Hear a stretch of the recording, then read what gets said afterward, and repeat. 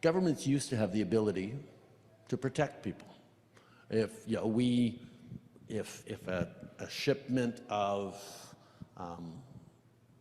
Nazi propaganda was coming over to Canada, well, border guards could stop it at the border and make sure that it wasn't distributed in bookshops across the country.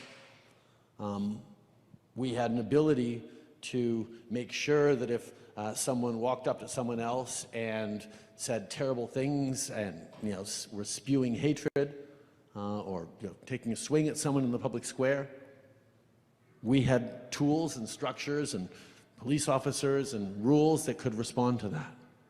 Governments could keep their citizens safe.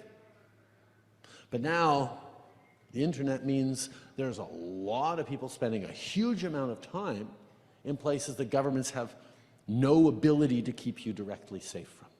Internet companies, specifically the web giants like Facebook and Google and others, have a huge responsibility on how we shape our democracies, how we get along, what we see. They are using algorithms that pick the right YouTube videos for you. You'll show you the cat videos or the baby videos that you love to watch to make you giggle. I mean, there are really, really powerful choices going on every single day in terms of what you're seeing when your homepage pops up, when you're surfing the web.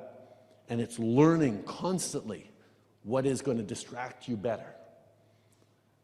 There is a responsibility we all need to start having, and that those companies need to have for the impact that they have over your lives.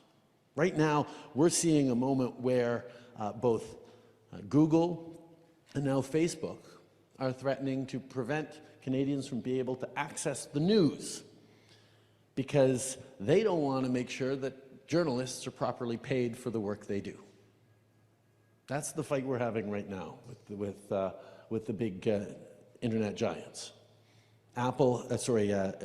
Google has prevented a number of Canadians from accessing the news because they're worried about a bill we put forward that says the journalist who wrote this article should receive compensation if you're going to share that article on your platform. That journalists should be paid for their work. It seems pretty obvious to me that that's something we have.